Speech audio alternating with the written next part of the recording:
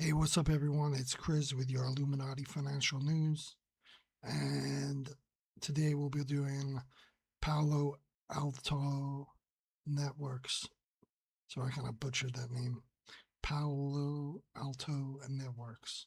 Anyway, I saw this on Investing Pro. It does have a few problems here, but it's a three.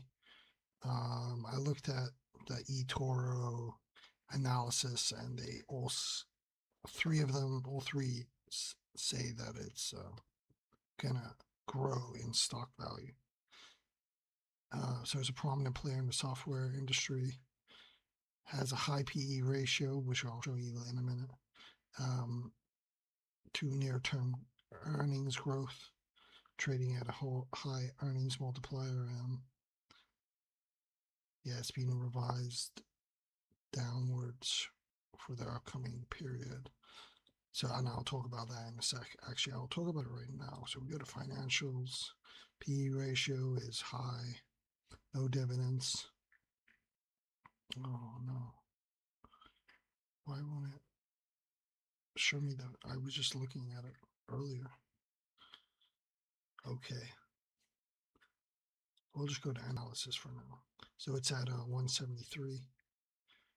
And it's got 200, 220, 215 as price targets. So yeah, it is a strong buy. Let's go back to financials, see if it pops in.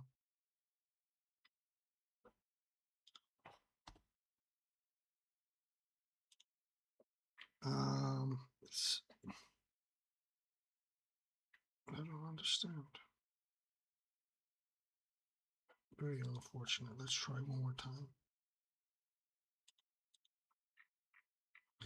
Anyway, it's income is going up, but it's not its income.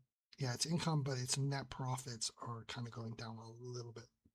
But I do think it is worth a buy to maybe 220, but it is maybe gonna zip around these blue lines. As you can see, I've drawn them in. I haven't drawn in anything else. So, but it is going up. So,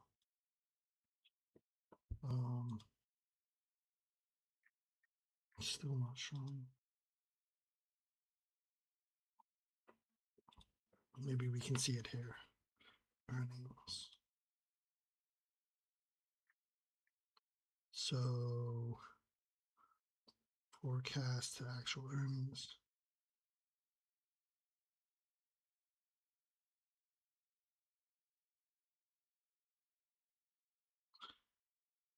So it did go up in considering its actual earnings last time, but I want to see its income to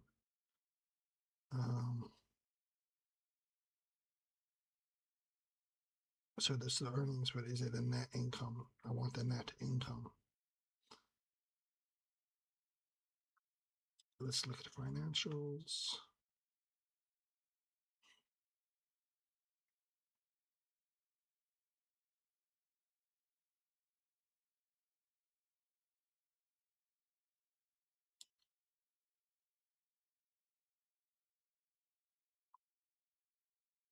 I have not looked at this before, so I think what we're looking for is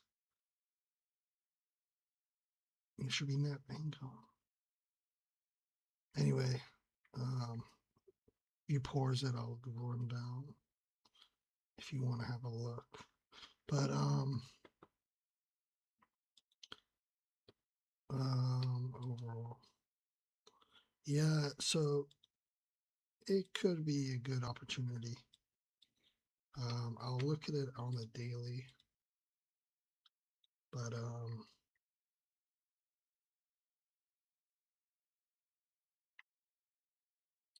you see, with the thing is with these stock market stuff right now is Trump is all over the place, I feel, and he is manipulating the market in a way which is not very friendly.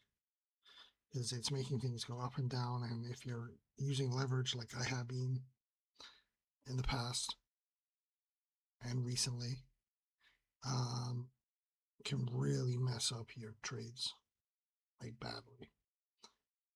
So I don't really know what it's going to do in the near future, but in the long term outlook, because this has got a big wick on it, I don't know what's going to happen there. Like, will this go up and do that? Will it just turn around totally and go down?